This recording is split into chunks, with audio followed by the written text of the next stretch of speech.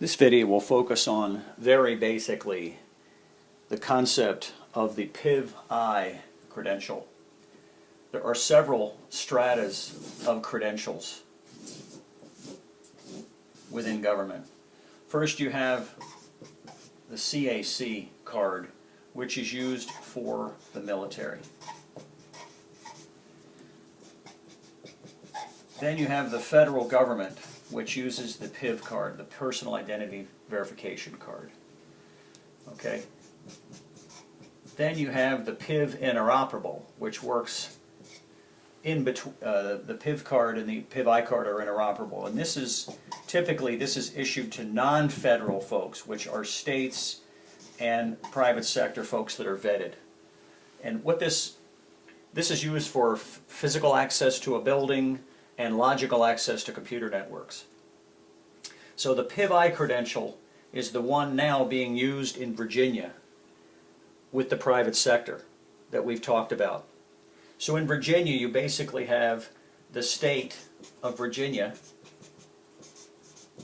okay, is sharing information through a cloud that they put together called the Virginia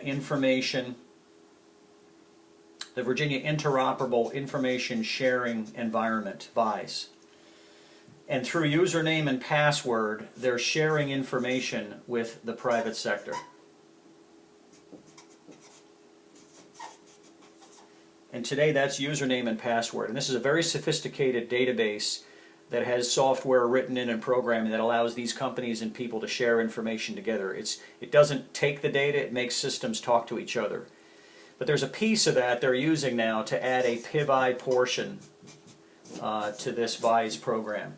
And so now what happens is everybody that accesses it has to come through a PIV-I process to be vetted, okay, so that they can get access to this PIV-I portion of this information sharing network.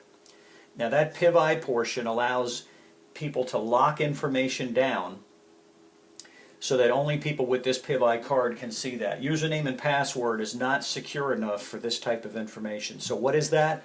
That could be private sector fleet movement information.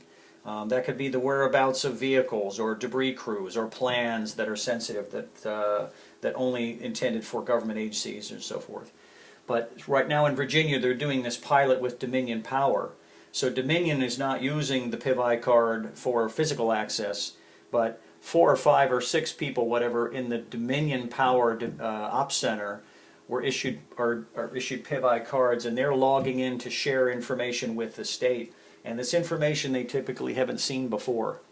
So this is very encouraging to Dominion because they don't need to buy 5,000 of these credentials. They buy a few of these and they share data, which gives them situational awareness and improves cybersecurity, which they've never really done before with the state. So what this means down the road is they might be able to coordinate trucks for debris removal and power restoration. They might be able to share information that might improve fleet movement or power restoration efforts or supply chain or what have you. So this is being done now in Virginia. It's being based on the PIV-I standard for sensitive information, and then VISE is being used for general information sharing between public and private. And as this expands to other states and other companies, I think you'll see more and more, you'll hear more about the PIV-I standard for data sharing, which is very powerful. Much more economical business case for the private sector. It dovetails in with the federal construct, if you will, for standards of identity management. And the one big idea that was shared throughout this, that if you solve identity management, if you solve the identity problem, you've solved 50% of the cybersecurity risk. That came out of the military. From their investments and studies, they've determined that half of the cybersecurity problems are because of identity.